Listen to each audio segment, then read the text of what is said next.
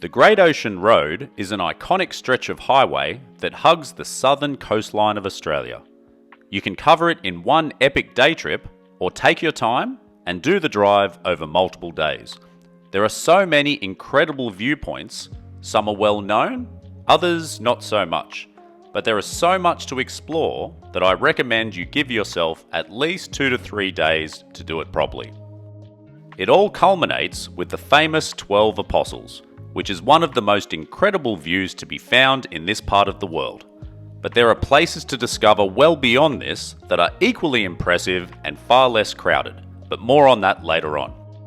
And for those who are regulars on the channel, you may notice that I have a new travel buddy for this trip, and he'll be making his screen debut a little later on. Coming from Melbourne, and we're headed in a southwest direction for 90 minutes to get to the first stop at Bells Beach.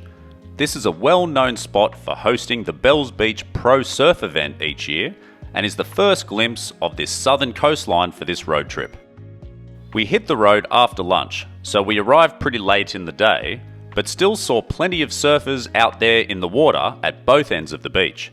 There are multiple viewing points that give you a great view of all the surf action, but also for miles along this glorious coastline. It's a very peaceful area with not much around, but it was a nice place to watch the sun start to set, and a good introduction to this stretch of coast that we'll be covering over the next few days. We did this drive in the middle of winter, so despite the setting sun, there were plenty of hours left in the day and we still had a few stops ahead.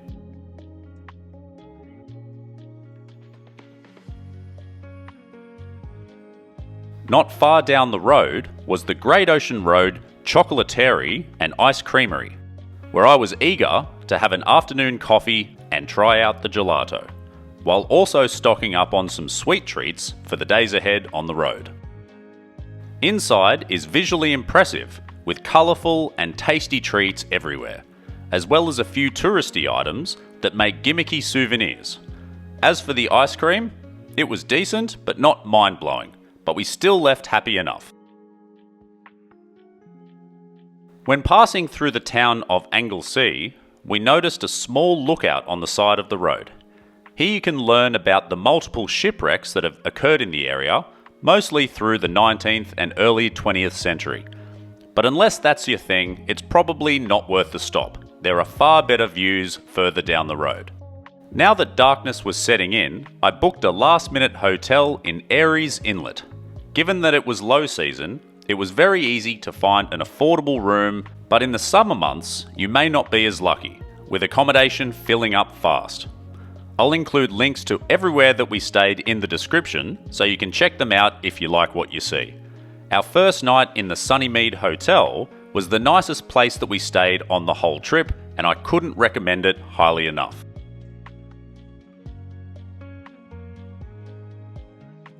On day 2, we are back on the road at sunrise, with the first stop just 5 minutes down the road.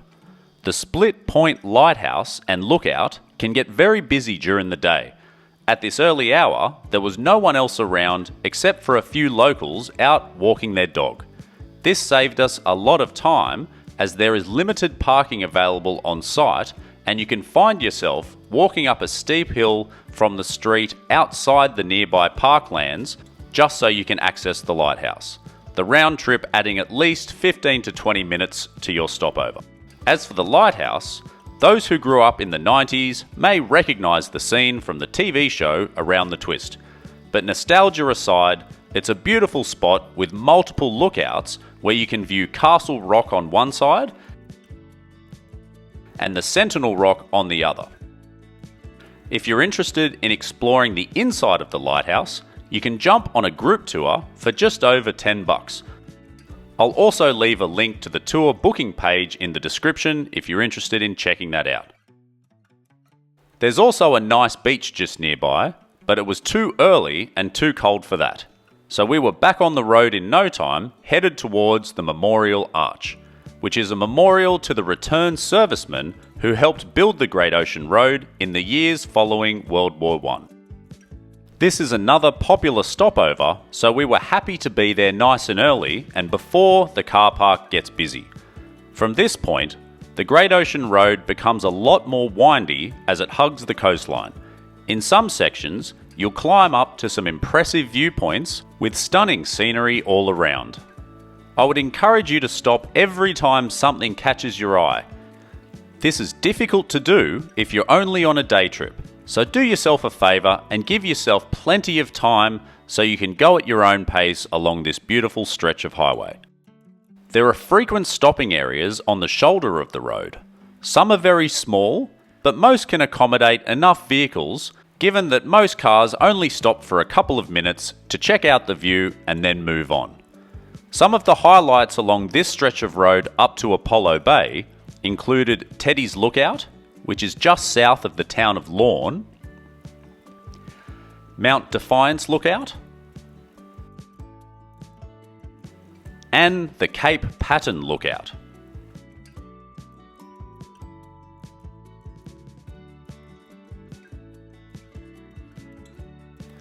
On the way, keep a lookout for another stretch of road near Waii River, where the colours of the water were simply amazing, especially for a cloudy winter's day.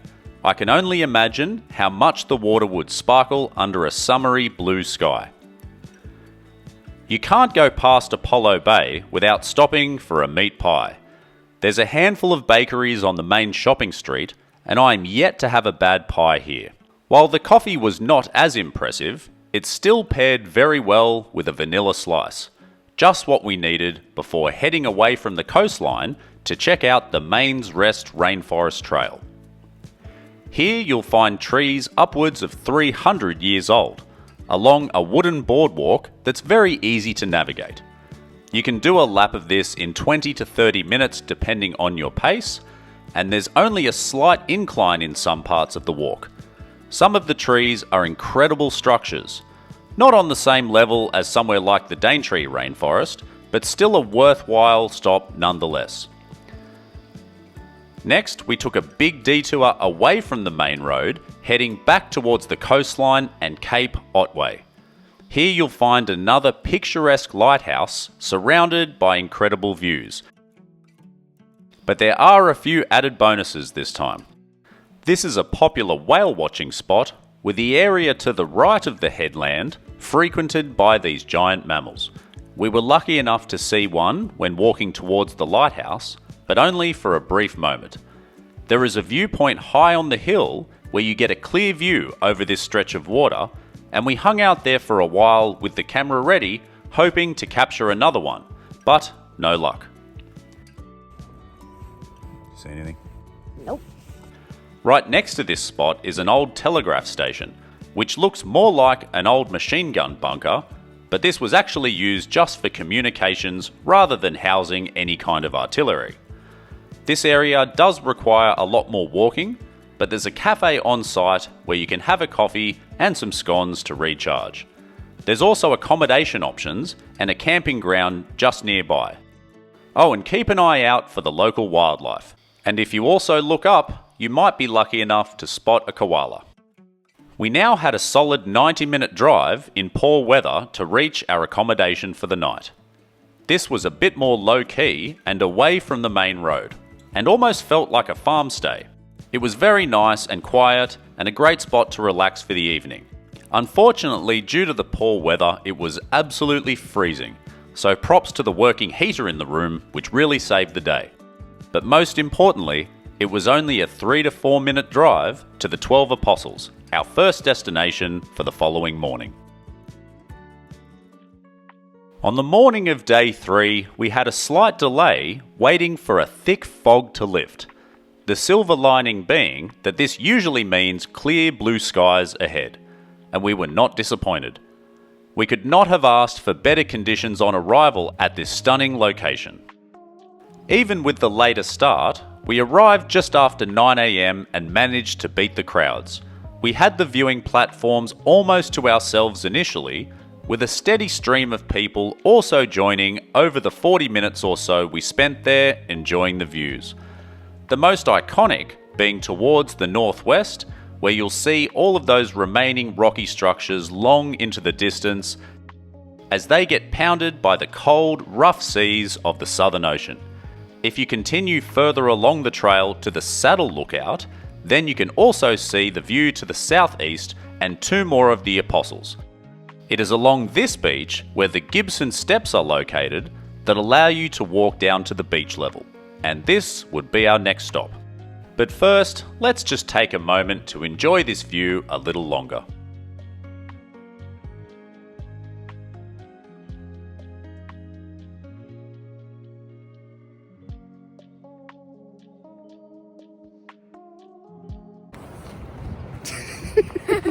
Nothing to say, just wants to dance and pull faces. We're in a world famous destination. World famous. The steps down to beach level are carved into the rock face overlooking the sand and are relatively easy to navigate. At this hour, the cliff face ensures a big shadow covers much of the beach area, and it is much colder without that sun. You'll have to walk a couple of 100 meters along the sand to reach the giant rocky structures, but this is totally worth it and was the highlight of the whole road trip.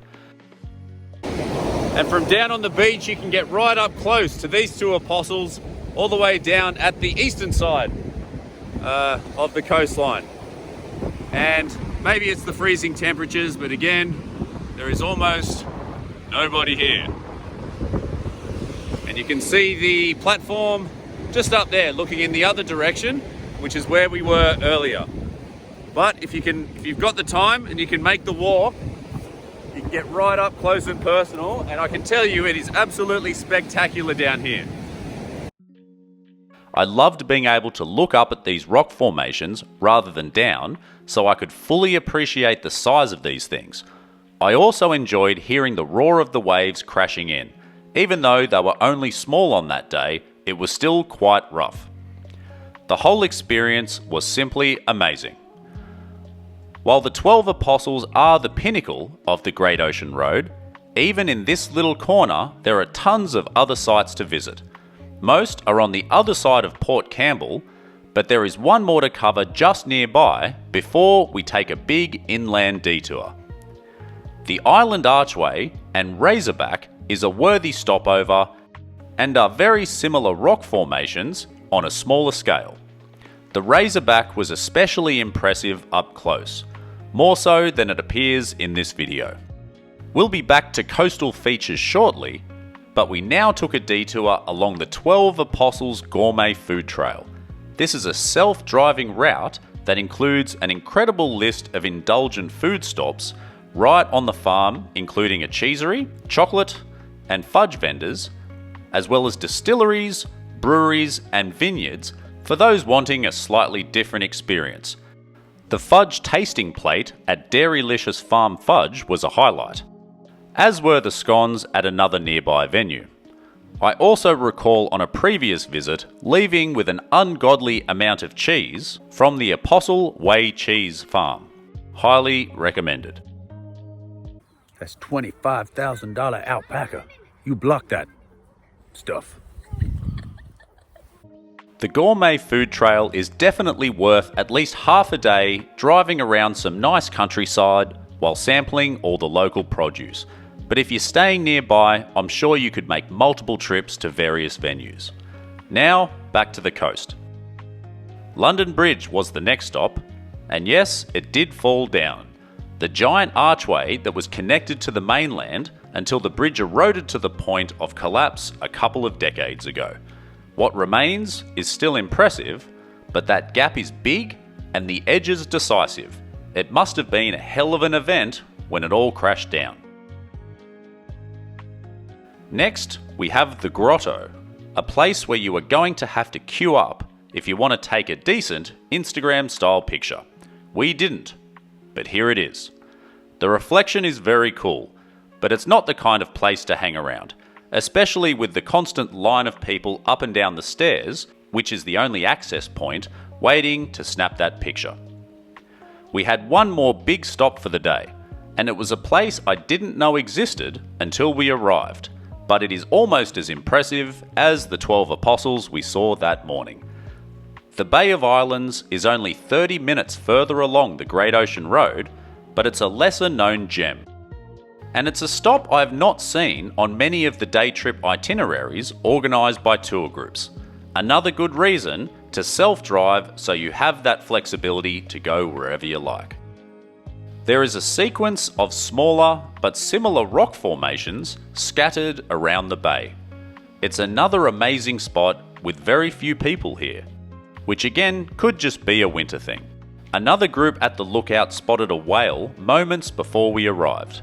We were not as lucky, but they are out there in the bay, which is another exciting reason to visit. This is where the Great Ocean Road swings inland. The drive back to Melbourne is much more direct and faster via the inland highways, but we were headed north towards the Grampians National Park as we continue our road trip adventure.